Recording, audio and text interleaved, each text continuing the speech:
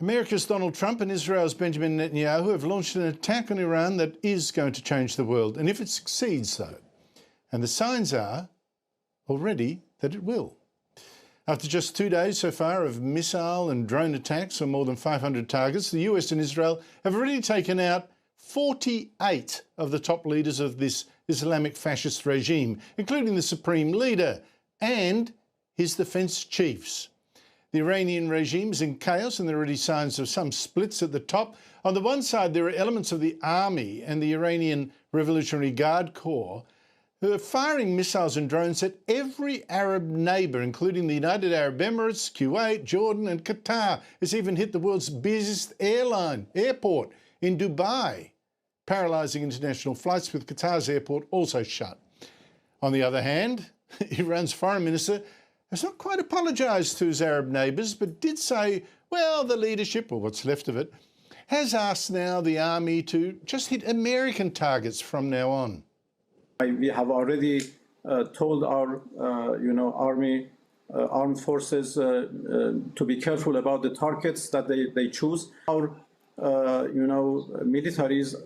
military units are now in fact, independent and somehow isolated, and they are acting based on instructions, general instructions given to them in advance. Those instructions they're operating in were attack everything. But it's all too late to stop this now, because all the Gulf states have condemned Iran. Several are now said to be about to help Israel and the US actually attack Iran. And Britain, France and Germany say they'll help the Gulf states defend themselves. So this war is widening, but all in ways that hurt Iran. That said, America's also been hurt. It seems to have lost this plane for a start. With AP reporting the pilots are safe, it's unsure what has caused this crash. The US military is yet to comment. It seems maybe the speculation is friendly fire, but it has confirmed losing 3 soldiers based in Kuwait in an Iranian attack. Donald Trump has vowed revenge. And sadly, there will likely be more. Before it ends, that's the way it is. But America will avenge their deaths and deliver the most punishing blow to the terrorists who have waged war against, basically, civilization. But add also to America's losses, 2 people shot dead in a bar in Austin, Texas, by an immigrant from Senegal, a mainly Muslim country, shot by a man wearing a shirt saying "Property of Allah" and an undershirt with an Iranian flag theme. A warning again there about Muslim immigration. Israel has also been hurt, with 9 Israelis killed in Iranian missile attacks. That said, the losses of these allies have been astonishingly light. And that's a tribute to 2 things that should worry every enemy of Israel and the United States. First, the astonishing intelligence that the US and especially Israel have had. I mean, how did they know that Iran's Supreme Leader and his top officials were meeting on Saturday in Tehran? And where? Which of course allowed Israel and the US to kill them all. And get this, Netanyahu and Trump both had bodies of Khamenei's body before Iran even admitted he'd died, and many hours before announcers cried about the Supreme Leader's death on TV. Inna lillah.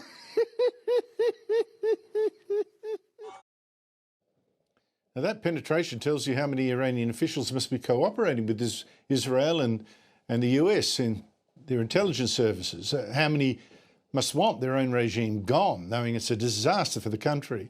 And second, the second thing here is the technology of the US and Israel.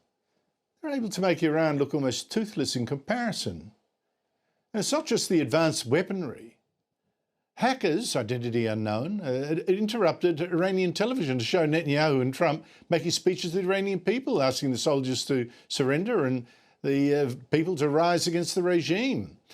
Some also showed the son of the late Shah as well, now seen as an unofficial opposition leader. Now, projecting power is part of the big strategy here of the US and Israel. It's a don't mess with us power. And the aim here isn't really to topple the Iranian Islamic regime that has ruled Iran since 1979 through fear and violence, killing up to 36,000 freedom protesters in just the past 2 months. nor has Trump promised the new democratic Iranian government. He said he'll create the conditions for Iranians to get one, but it says, well, the rest is up to them. Now, democracy would, of course, be nice. But if there's chaos in the streets, people versus what's left of the Revolutionary Guard Corps, it could be a bloodbath. Here is what the US really wants. Just to destroy Iran as a threat to the US and its Arab allies, and to terrify whoever takes over into playing ball and into leaving America as the dominant power in the Middle East, unchallenged. What's more, that will break Iran's close ties to China and Russia, who are America's far more dangerous threats. For Israel, the prize is even bigger. Destroying Iranian power, it's going to mean destroying the greatest threat to Israel's existence, an Islamic terrorist state which says death to Israel and has worked on nuclear weapons to destroy it. A state which also funded the Hamas terrorist group in Israel's south and the giant Hezbollah terrorist army in Lebanon to its north. Now, Israel's already virtually destroyed Hamas and decapitated Hezbollah, with Iran also destroyed its military power and a funder of terrorists.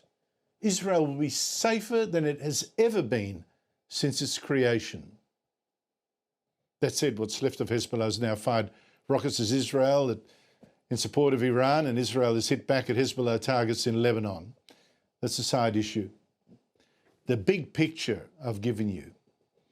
And that is why you now get an unholy alliance opposing this war, including dictators, enemies of America, enemies of Israel, hard-left activists, Islamists, the Greens and other freedom haters. Communist China has criticised the attack. So has Vladimir Putin's Russia. So, in Australia yesterday, is professional protester and Marxist Josh Lees and his bunch of anti-Israel protesters. The Greens, of course, have been a disgrace again, calling this part of Israel's endless war, even though the US has taken the lead here, and demanding the world end their bombing. But in Tehran, we saw Iranian women dancing for joy in the streets that this hated regime was under attack. You saw schoolboys thanking Donald Trump for bombing regime targets. You saw people letting off fireworks in celebration. Men pulled down a statue of the dead ayatollah, and women laughed at every blast. وای به تو زدن وای به زدن